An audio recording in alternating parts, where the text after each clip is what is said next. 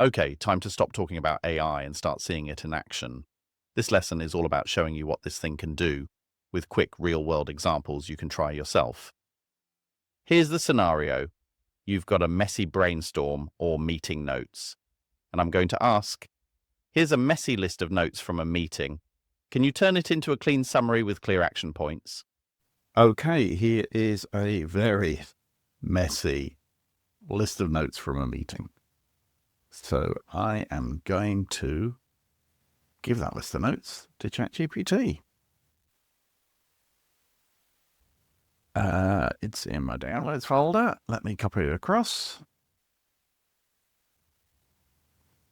Okay. Here's a messy list of notes from a meeting.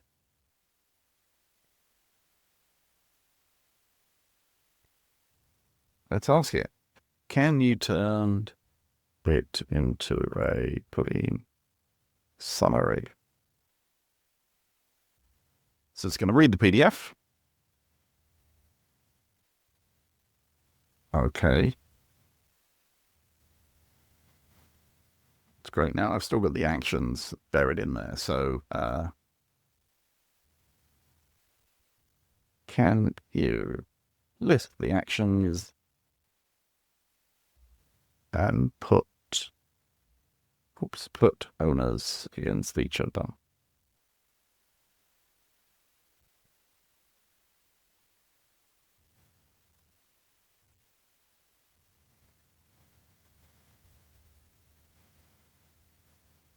Wow, lots of actions. I'll just start one more. Can I have this as the table? First the owner, then the action.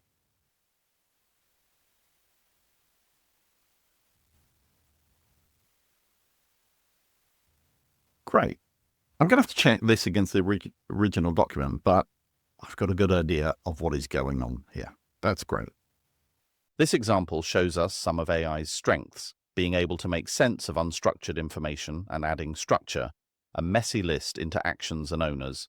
It's not magic, and you will want to check for accuracy, but it will make a tiresome task faster, getting you 80 to 90% of the way in a few seconds. Here's another scenario. You have a rough bullet list, e.g. customer complaints, ideas, to-do items. And I'm going to ask, turn this into a table with categories and suggestions for how to fix each one. Okay, we've all been here. You go away on a brainstorming and you end up with a whole load of post-it notes. Here's my post-it notes. There's not many, but I am going to give those post-it notes to ChatGPT and turn this into a table with categories and suggestions for how to fix each one. It's got to work out what's on there, categorize them. I got to be fired again. So we've got 3 people things, 1 product thing, 1 marketing PR. Again, I'd want to go and check this, but it's done a pretty good job of taking what I'd written, putting it up here, and twice, and then a suggestion of how we might fix it. A great starter. I'm going to go through and check the detail. This example shows how AI can format information, not just rewrite it. In this case, it is deciding categories and priorities for me. If we were to ask 3 different people to do this task, it's likely that they'd come up with different categories and priorities.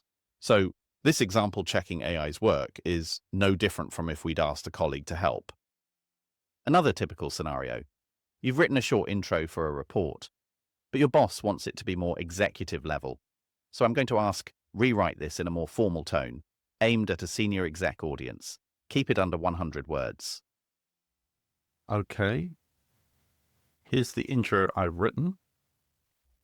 So rewrite this in a more formal tone, aimed at a senior exec audience. Keep it under 100 words. And here's what I've written. A lot more than 100 words, and some of it Obviously not the exact format, so away we go.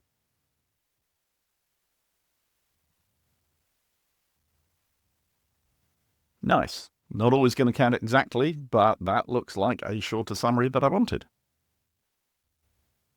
And the key was rewrite this in a more formal tone aimed at a senior exec audience, keep it under 100 words. This example shows how we can use generative AI to be really helpful. Adjusting tone can sometimes mean leaning on a colleague to review your own writing. Using AI in this way means you become the reviewer. And if you tell it the audience, in this example, telling it you're writing for executives, it can refine more, and you could go much further, like, the senior executives I'm writing for are suspicious of the cost of this project, so try to address that in the summary by demonstrating the value it will deliver. Here's another report scenario. You've got a research report or transcript, so I'll ask, give me 5 key insights from this as bullet points. Okay, so I need a research report. Here's a paper I wrote, 14 pages of it. Let's zoom out. You can see very typically huge amount of information. So I'm going to add that into ChatGPT. It's in my downloads folder, and there it is. And give me 5 insights.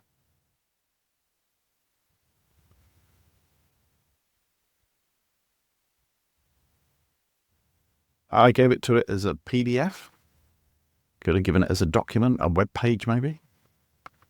And it's now going to have to read it and give me 5 key insights. As the author, I can tell it's done a pretty good job of this. Let's develop this a bit further. Can you find a quote I can use as the subject line on an email about this that will get people to open it? Okay, so now I want to send that out, but I want to find a quote I can use as a subject line on an email. Because nobody ever reads my emails. So about this, that will get people to open it.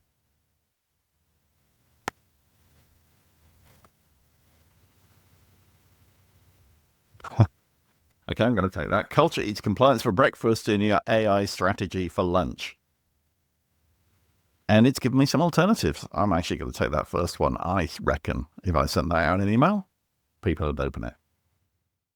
It's really helping us cut through the complexity and shows the AI's ability to digest and summarize. Like the earlier example, it's likely that 3 different people might find different key insights. And so we'd need to check AI's work, just like we would with colleagues. On the email title, being open about the purpose of something, like telling it, I want the title to encourage people to open the email, means that it will do a better job specifically for that purpose. Again, no different to how we'd brief a colleague. I find it's really good at helping me with the blank page problem, especially when I run out of ideas. You might have had this scenario yourself. I need to come up with ideas for a team meeting icebreaker. Here's what I'm going to ask it, with a curveball thrown in.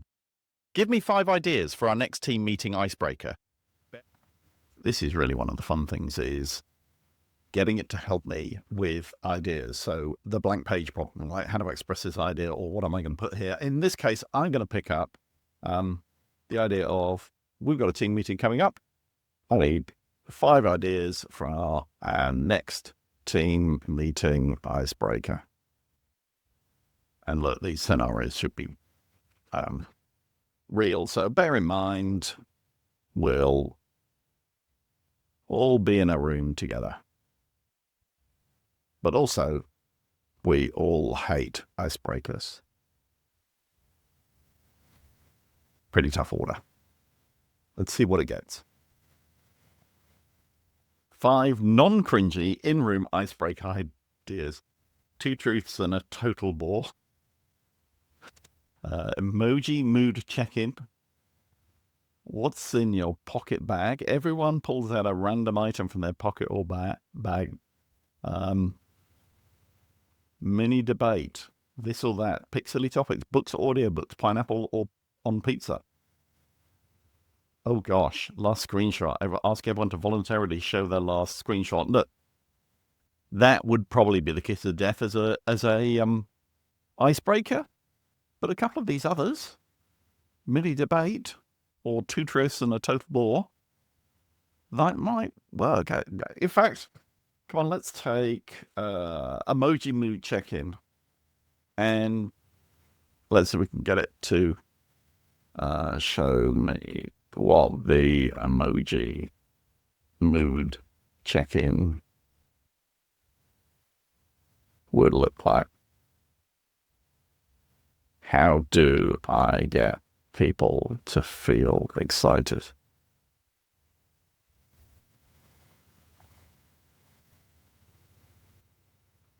Oh, okay. So now it's telling me how to run it, what it looks like, my check-ins, how to set it up. I've literally got the step-by-step instructions how to make this work and me not look like an idiot. AI can be a creative buddy. Don't just use it for simple writing or analyzing. If you're working on a problem alone, it can be frustrating to generate ideas. There are lots of ways you can ask AI to help you be more creative and generate ideas. A real breakthrough for the blank page problem. But don't let AI do all the thinking for you. It's a creative buddy, not the creative director. Okay, let's go much further. The scenario is that you're planning a new product or idea. Okay, let's get it to help us with some creativity. So I want 5 names for a kid veggie themed snack toy. Then write a slogan for it and describe what the packaging might look like.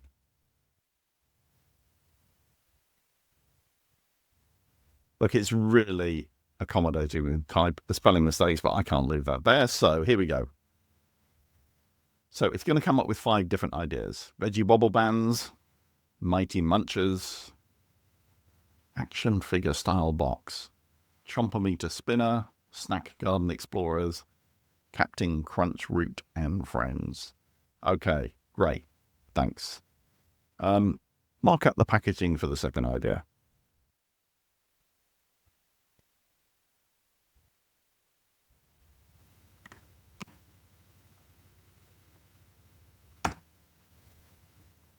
Let's see what we get. So I've gone, let me scroll back up. The second idea was Mighty Munchers with our Crunch with Power Veggie by the Hour slogan. So action figure style box featuring bold superhero veggie mascots. The box opens like a comic book and contains the toy and a separate snack tray. So we've gone from those words to the next step. Maybe we want a cartoon. You might want to storyboard an idea if you're making a video. In this case, I've asked it to mock up the packaging. And so I don't have to go to another tool. I'm doing this within ChatGPT. The image capabilities are developing all of the time. It was a big upgrade about a month ago. And here we go. This is our Mighty Munchers packaging. And this looks like a photograph of the packaging. I'm just noticing the shadow down the right-hand side. This looks like one of those kind of plastic containers that you peel up. Crunch with the power, veggie by the hour, powered by peas. And just like proper packaging, look, we can see the window with the products in there. Okay, I reckon this is a goer. So look, my local Walmart might stock this if I can show them how it will look on their shelves. And you want me to do that? Okay, let's go. And let me just say, asking questions like that, any way to do that, you don't have to know exactly what the result is that you want to get. You don't have to know whether it is capable of doing something or not. you can ask a question. If it's capable of doing it, ChatGPT will do it. Or it'll say, here's an idea of what I could do. Or I would have to do this. Do you want me to do it before it does it? But given that we're in a conversation about creating images, it knows that what I want is a picture of these products on the shelf, and it can create that image. So it's not going to come back and check. I also gave it a bit of additional information because I said my local Walmart might stock this. So I'm expecting that the image we get looks a bit like a Walmart as opposed to any other store. Okay, and now we can see, gosh, other products on the shelves. This is really tempting, isn't it? Because we can see the other products. I can't yet see my product, but I'm guessing it's under the grey area there.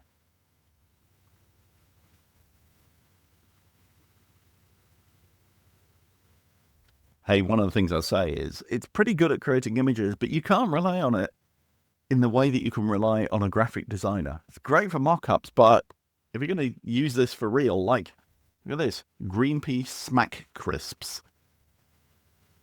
It's not always perfect with text, but in terms of mocking up an idea, pretty good. So I don't know. We haven't got a Walmart near us. I don't know if this shelving looks like Walmart and these price labels look like Walmart, but in my experience, pretty do. Okay, so there we go. Now, that's great, but I know that the first thing that the Walmart team are going to ask me for is a planogram, which is, show me how the shelf is going to be laid out when this product is on it and what else goes on the shelf. It's a big thing in retail. Things don't just appear randomly on supermarket shelves. They have for every single unit in a supermarket, they have planograms, which tell you exactly on which shelf, which product, how many across. You know, it's like 3 across of baked beans and then 3 across of another brand of baked beans and then whatever. So I need the planogram if I want my local Walmart to stock this. I think the problem is more difficult than just having the planogram, but let's have the planogram and see what we get.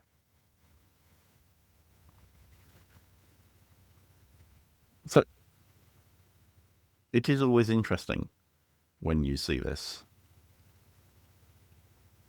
because it can take quite a while to create these images, but still much, much faster than humans. Wow. Do you know, when I tried this yesterday, I knew exactly what a planogram was. Today, it is simply recreated in different packaging.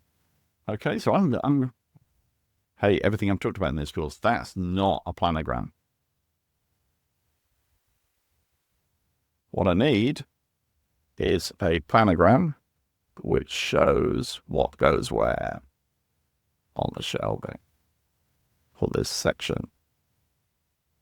My product needs to be in prime position.